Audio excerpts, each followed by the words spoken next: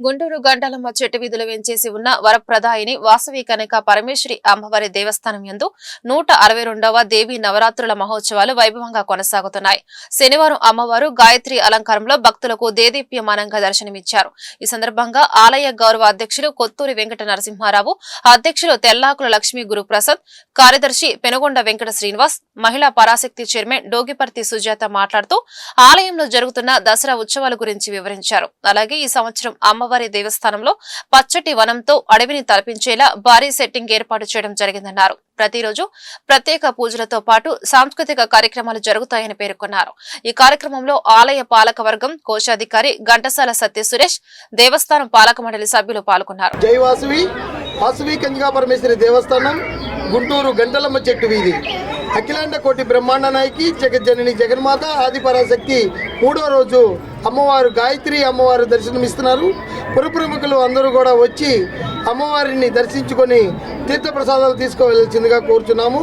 162వ సంవత్సరం కూడా ఇంతకు ముందు 162 సంవత్సరాల క్రితం ఎలా అయితే ఉంటుందో గుడి, ఆ రకంగా అడవిలో అమ్మవారు ఉన్నట్టుగా అడవిని తీర్చిదిద్దాము. పురప్రముఖులు కూడా అందరూ వచ్చి అమ్మవారిని దర్శించుకోవాల్సిందిగా కోరుచున్నాం. జై వాసవి, జై జై వాసవి. అఖిలాండ కోటి బ్రహ్మాండ నాయకి మహాకాళి మహాలక్ష్మి మహాసరస్వతి ఆది పరాశక్తి దేవీ నవరాత్రులు గుంటూరు నగరంలో గంటలమ్మ చెట్టు వీధిలో వేచేసి ఉన్న వరదాయిని శ్రీ వాసవి కన్యకా పరమేశ్వరి అమ్మవారి దేవస్థానంలో 3వ రోజున అంగరంగ వైభవంగా జరుగుతున్నాయి. ఈ రోజున అమ్మవారి మహాశక్తి స్వరూపం గాయత్రీదేవి అలంకారంలో భక్తులకు శోభాయమానమైన దర్శనాన్ని అనుగ్రహిస్తున్నారు. పంచముఖములతో పంచవర్ణములు కలిగిన ముఖములతో అమ్మవారి మహాశక్తి రూపంగా బ్రహ్మాది దేవతలు ఆరాధించే శక్తి స్వరూపంగా ఈరోజు దర్శనాన్ని అనుగ్రహిస్తున్నారు.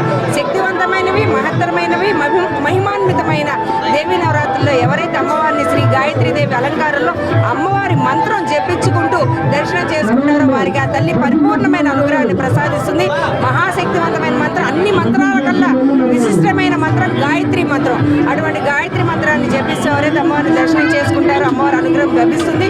అమ్మవారిని ప్రసన్నం చేసుకోవడానికి గాయత్రి హోమాలు, గాయత్రి మంత్ర జపాలు, అనేక రకమైన కార్యక్రమాలు నిర్వహిస్తూ ఉంటారు భక్త మహాశయులు దేవీ నవరాత్రుల్లో.